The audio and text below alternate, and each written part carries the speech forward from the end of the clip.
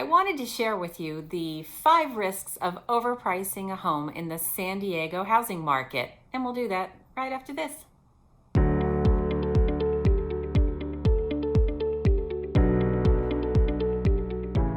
Hi, welcome back to my channel. If you don't know who I am KimWard. I'm a real estate broker, and I help executors, administrators, and trustees with homes in probate or trust administration. Since you're here, you're probably curious about the 5 risks of overpricing a home in the San Diego housing market. It happens to the best of us. We think that our home is much nicer than the one next door. And of course, then we think our home is worth much more than it may be worth in whatever market there is. And in addition to that, some people really don't understand the ramifications of pricing a home higher than what it's worth. Before we get into the risks of overpricing a house, let's look at why people do that. Some sellers say they aren't in a hurry. They feel that if a naive buyer just happens to want to purchase their home, then let's do that. Some sellers have plenty of money, and it doesn't matter whether they sell a property or not. Some use national data systems such as Zillow to determine what the price is.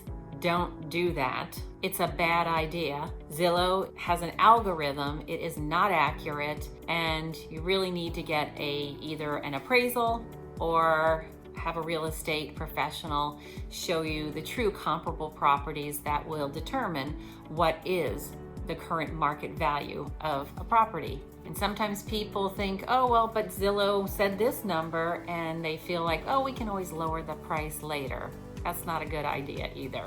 Price is by far the number one reason a home sells or doesn't sell. Try not to get sucked into the vortex of thinking you're going to make more money by pricing a property higher than what the comparable properties show is the true value of a home. And if you do get sucked into it, here are my predictions of what could happen. My 5 predictions. Number 1, you lose the window of opportunity. When a home comes on the market in the first few days or weeks, buyers and their agents are excited that there's a home that's available, because agents have buyers that are wanting to buy homes, probably in the market where your home is located. But if the buyer sees a price that's way high, they may choose not to go and look at the property. And you know what that can lead to? No offers. And what else it leads to is number 2. It can cause the home to appear stale if it's on the market too long. Buyers and their agents will perceive that there's something wrong with the home, or there's a reason why it hasn't sold yet when it's been on the market too long.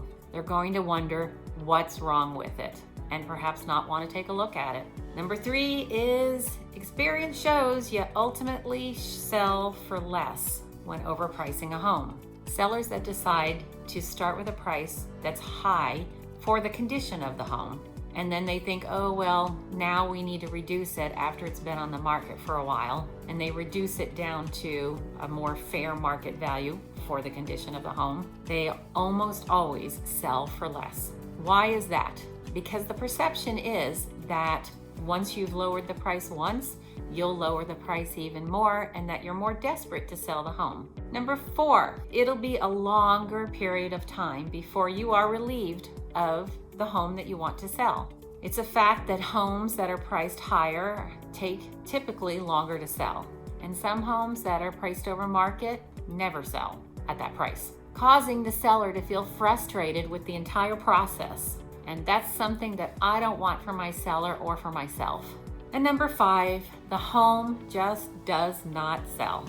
After months of inconvenience and the money to prepare the home and the excitement of the fact that the home is going to go on the market and go through the process and be sold, the house just doesn't sell.